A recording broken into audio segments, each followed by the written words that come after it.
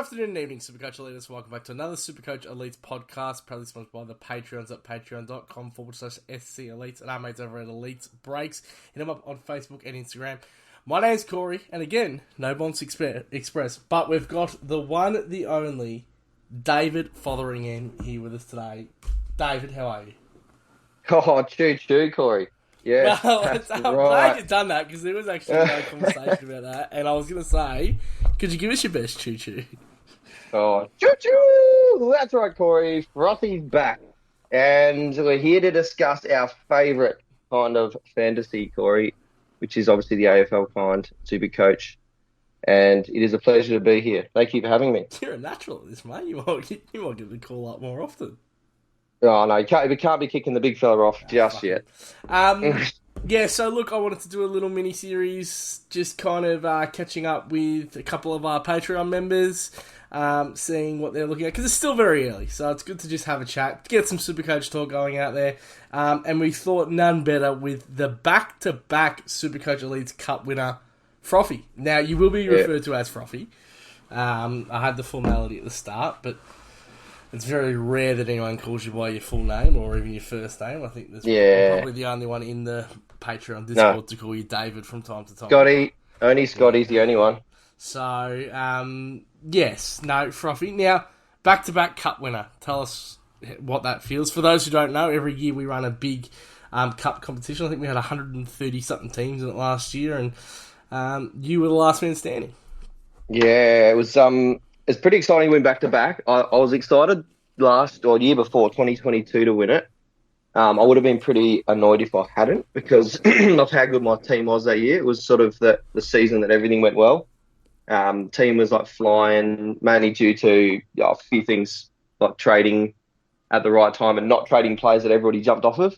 Yeah. So that was 2 years ago. Last year was should toot my own horn, but I was very lucky in the back end that everybody ran out of trades and I had like bench players. Because you remember the last round where like McRae, Zeeble, Dacos, or none of them played, and literally the opponent I had 3 or 4 donuts on the field. So I was lucky in the final. I did score a 2,700 and something, so I probably should have won anyway. Yep. But yeah, it was an exciting feeling to actually win it back to back. I remember Paulie did well the year before, and he got knocked out. He was my arch nemesis. He got knocked out in the qualifying rounds last year, so he was my only one. I was not hoping to not play, and I didn't. So after that, it was child's play, I reckon. Cash prize is basically paid for your last 2 years of Patreon as well. Yes, very good. I'm definitely, and I'm absolutely aiming for back to back to back. Got to get the 3-peat going. Yep, and your prize pack will be hand delivered to you in Gather Round. Yeah, that's good. Yep. Exciting as. Now, Froff, how long have you been a part of the Patreon itself for? More or less joining the voice chat and everything, and how long have you listened to the show? So I've probably been listening to the show since 2017, 18, pretty much 5, 6 years now. Yep. It's pretty much the only one I always, because I used to listen to potties all the time, Supercoach potties, just to try and get, as much info as I could. And it was the only one I was ever excited to come to, like just a bit of banter, something not too serious. And then I joined Patreon a couple of years after that, and didn't join voice chat like full time, probably until about 12 months ago, maybe a bit more. But and since then, I reckon I've been on most days in the last 12 months. It would be with a the boys. daily occurrence that if you didn't get on, there would be a Yeah. kind of, where's Froffy today? Which was yesterday, mind you. Yeah, that's it. Yeah, good. It's the best, man. I'd like, for those who don't want to join and think, it's a bit, I don't want to join, it's a bit daunting in that. It is the best. It's a great environment. I've got 4 kids and a wife, so it's not like I've got all this time on my hands, but I always try and find time to get on. It's got some great banter going on in the chat daily. Yeah. So feels a lot of those voids sometimes, doesn't it? Agreed. Yeah. Now you kind of answered this question. I'm not going to go through too many boring questions, but last year, how'd you go? You did good, bad, different. I don't need to rate it really. Good. It was about 3,500. Yeah. It was pretty good. Like for where I was halfway through the season, I sort of pulled it back. But yeah, no, last year wasn't amazing. 3,500. I know this is going to be pretty high, but what's your highest rank ever? Yeah, it was the first year I won the cup, so year before, 111th. Yeah. And it's funny, Um, too, because you're not a man that I would say has a lot of downtime either. no, Like, you said 4 kids at home, you're yeah, a happily married man, you work a crazy busy job, and you just do extremely well, especially at Supercoach. And I know you play a lot of other forms of fantasy sport because I play a lot of them with you. yeah. Yeah, so it's pretty crazy that Well, this is and you're consistently very, very good at Supercoach year to year. I appreciate it. Yeah, it's more. This is my fun thing. Like I love fantasy sports. Yep. Like you would know that we're involved in Discord together. The like NBA, NFL, EPL, and Supercoach. Yep. All of them, I love them. So that is my downtime. Anytime like my hobbies to do with sport and fantasies and stuff like that. So well, I find it pretty enjoyable. The fact that I do well in it, that's just taken 15, 20 years of just doing it every single year to actually know what I'm doing, And basically. proud Crom supporter. Yes, love the Crom. I'm from Adelaide, so uh, my parents have always been Crow supporters, so I unfortunately got stuck with them. When I say unfortunately, I'm not. I'm very proud Crow supporter, so none of those like these faggots out at Alberton. What are your thoughts on the Elite Cup itself? I mean, as a back-to-back winner, it's probably high, but do you like it? Do you enjoy it? Do you play for it? Yeah, well, I'm a league player. I don't usually play for overall until I realise that if I'm in the running, then I'll try. But I'm always a league player. I think that's the strategy of actually getting to where I've been is all to do with the fact that I've been a league player, having gone too hard too early. So I love the cup. The cup's the greatest. Um, I would say that because I go for leagues and leagues, you're going to try and peak at the end of the year. They just The tie same themselves with into each other, don't yeah, they? Yep. exactly, yeah. What So I love the cup. Keep it going. it will be here every year. And we're probably looking at up in the prize pool next year as well. So, Oh, good the times year I coming up don't there. win it. Yeah, the three-peat, mate. I don't think it'll ever be done. Favorite part of the Yeah. Patreon, Froff? Favorite part is the Discord, 100%. Love it. Like I don't get on the chat, like the typing chat anymore. I just get Voice chat. on the Discord. Yeah, because when you get on there, you can talk about everything. Like if you're into NBA, if you're into sport, if you're into crypto, if you're into Fortnite, if you're into AF Supercoach is the main sort of topic, especially during the year, the footy year. But yeah, I love it. No, you getting to know all the boys. They're all like really good blokes. So yeah, that's my favorite part. I love getting on after dinner when I put the kids to bed, getting on the chat and seeing what everyone's been doing. So Almost sounds like yeah, they've paid you to come on and do this. no, well that's right. We're going with the best first. Your favourite Discord member? Oh, that's going to be difficult. Um, I'm going to leave Bombs and yourself out of it. Yeah, that's fine. Um, but I'll probably say that the one and only, the Messiah himself. Well, I'll put him in the top three. I do love my man Perkins because of the our cricket chat and Yep. banter. No one can't love Millsy, so that'd be my Yeah, top three he's gone with the outside of safe. He's gone with the the elite. safe answer. Yeah, I don't want to get kicked every night, mate. So Yeah, come bases. All right, mate. Let's get into some small Supercoach chat. yep, Enough about who the fuck you are. I don't think anyone cares. So, nah. first picks for 2024 when the picker opened. It's going to be very boring this one, but it's Brody Grundy was the first picked, Okay. 100%. Yep. Yeah, Price. your price and like output, he's gonna carve it. He has a point to prove. Yep. He's gonna be back to his best, and I can just see he's gonna be over 650,000 at some point this year. Got to start with him. Who's your value pick now? This is probably more around your either mid price or kind of like for instance, or the one that I like at the moment very early. I'm big on Tay Adams and Hayden Young. Yep. Okay. Yeah. No, your mind's gonna be a little bit of the off the rails pick, if you know what I mean. Yep. But yeah, it is speculative at this stage, but it's based off of last year's final series. Yep. And I've got him on my team at this Can I moment. have a guess? It is, Your defender. yes, he is. Yeah. Play for Brisbane. He does. Yeah. Yeah, my boy Kitty Kitty Coleman. Coleman. I think he's going to break out. I think it might be an unpopular opinion at this point point of the year. I reckon that you'll find that a lot of teams having to start in the early pre-seasons. Yeah. Yeah. I think with Daniel Rich going down, he's retired, and but he wasn't playing any part of the final series. Kitty's going to sort of control that back line. He's the only one that's a beautiful kick. He's going to do the kick out. Was it 22 kicks or something? In the fucking Yeah. He was awesome, and the way he got through traffic as well. He's pretty silky smooth. He kicks it long. I think he's going to be a good pick. The other two were Hayden Young and also Tay Adams. I put in my side as well. So both of those good value picks. I'm glad you had something else. I didn't steal everyone off you. Cash cow. Who's going to do it? Who's the cash cow that's going to absolutely pop off this year and absolutely dominate? Okay, it's going to be Bushy's boy. I hope he's got him in his side. Sean, how do you spell his Manag? Manag? I'm sure there'll be plenty of different ways. What is it? Is it Irish? Yeah, I don't think he's Irish, but it's definitely an Irish name. Sean Manag. But I'm keen on him to go. He's a sort of a goal kicking midfielder.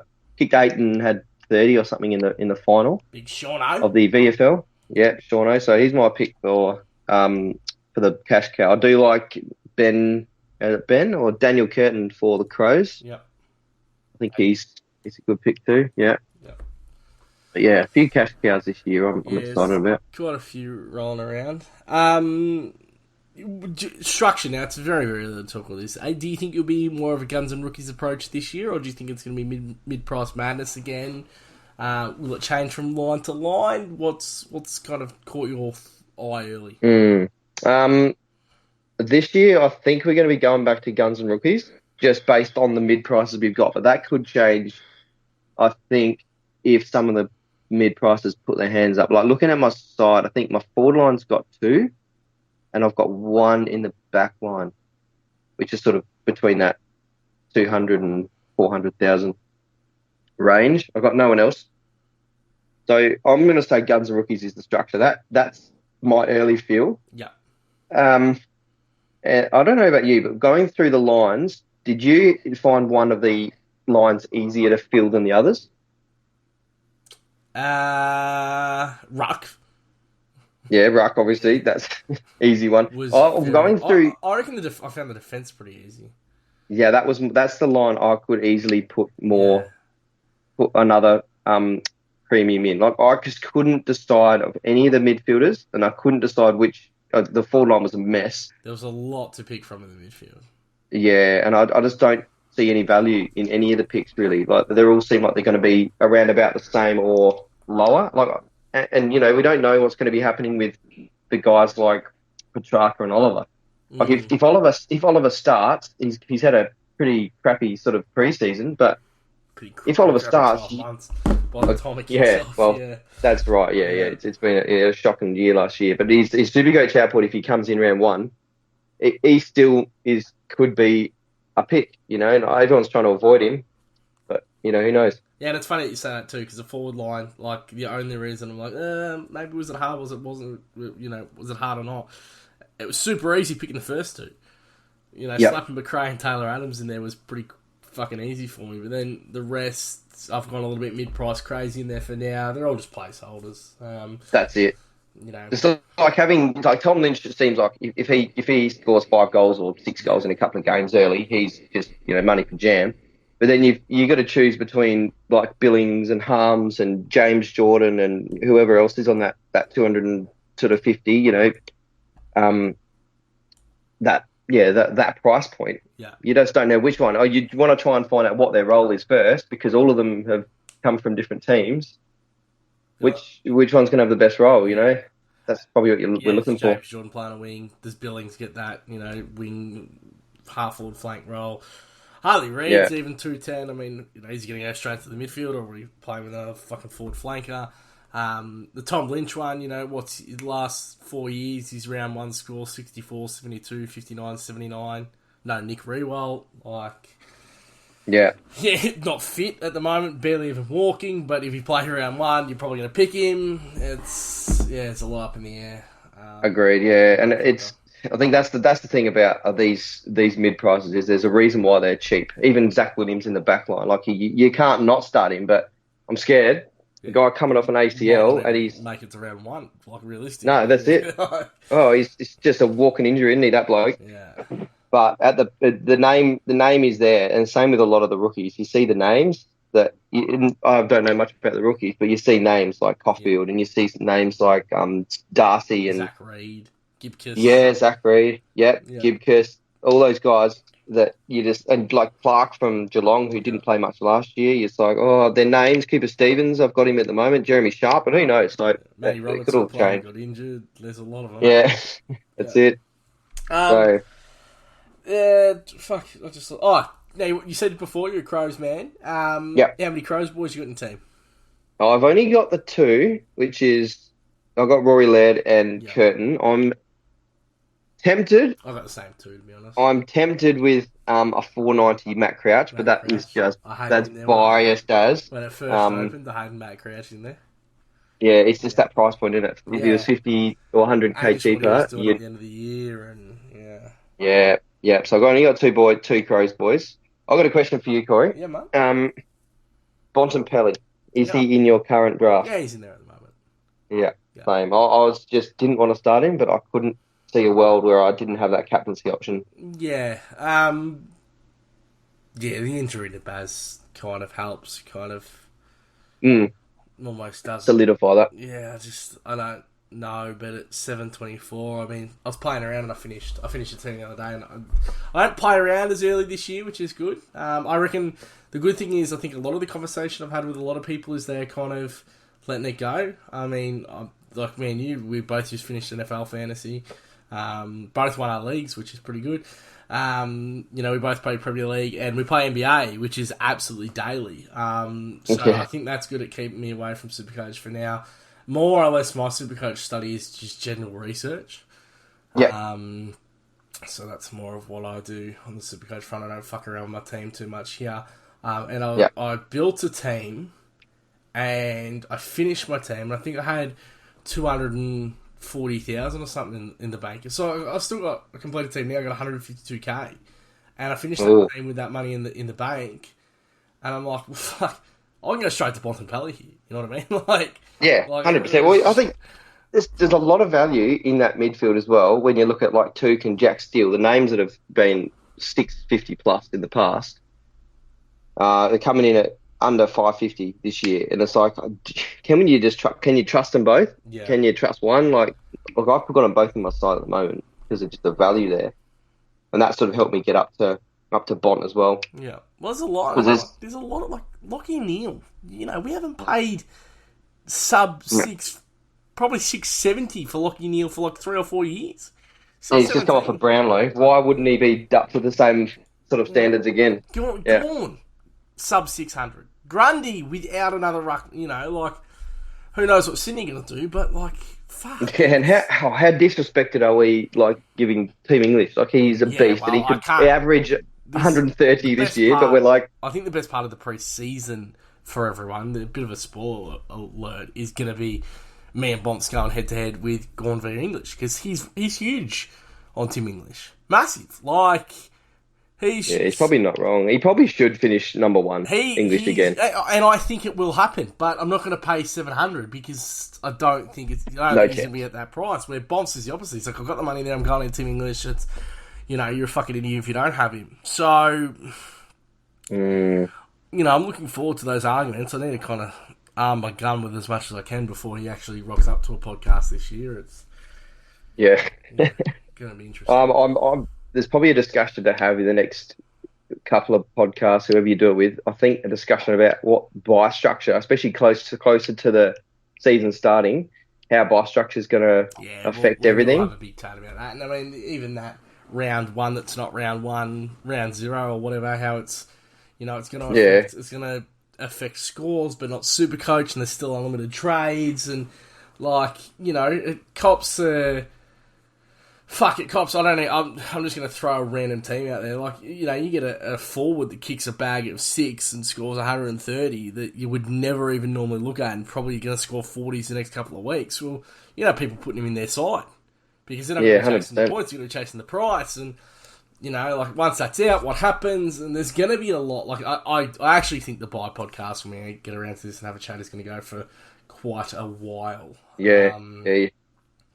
Because you got to work out, like, do you go for the balance? Do you go for a heavy non-zero round team? Do you go for one with a lot of players from zero round? We've had a couple of conversations like this in the Discord, so I'm glad you brought up these conversations that we tend to have. You know, do you just try and absolutely fuck one around and, you know, load up on Bont and McRae in English and, you know, whoever else is in that buy, for instance, and just smash your team full of those boys and then just dominate every other round, or get your boys out of the way, pick the players. It sort of helps that a lot of teams are on the buy in, you know, round 0, but then you get someone like Carlton and Brisbane who get the buy in round 2. Yeah, well, that's the other thing we spoke about. The round 0 buy teams, they're the teams you kind of want to have players from, because they only have one other buy through the rest of the year. Yeah, 100%. It's. But then again, like Gordon Grundy, then if you don't have Gordon Grundy, because they're both playing in opening round, so it's going to be interesting. It definitely will. 100% coming up. So look, pretty good. Anything else you want to add? Because you've done a fucking really good job. Nah, not a heap to add, mate. All I'm going to say is that Nick Dacos is money. He was another one that I could have easily put in my pick first. He's another captaincy option. Him, Stuart Sicily, are right now at D1, 2, and 3 because I couldn't separate them. Yeah. So that's where I've saved so much money, because I don't actually have Stuart or Sicily yet. But then I know come round 1, like you have at least one of them. Yeah, I'm probably going to have to get rid of one of them. But you know, just whatever happens with the money, and that's in its early days. Froff.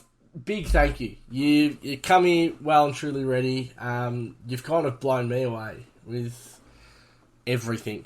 And it was a very, very, very, very good start, I think, to this little Discord member series that we're going to run over the next couple of days. I've got to go find out who's next. Paulie's one that I'm looking at. That'll be interesting. Yeah, good.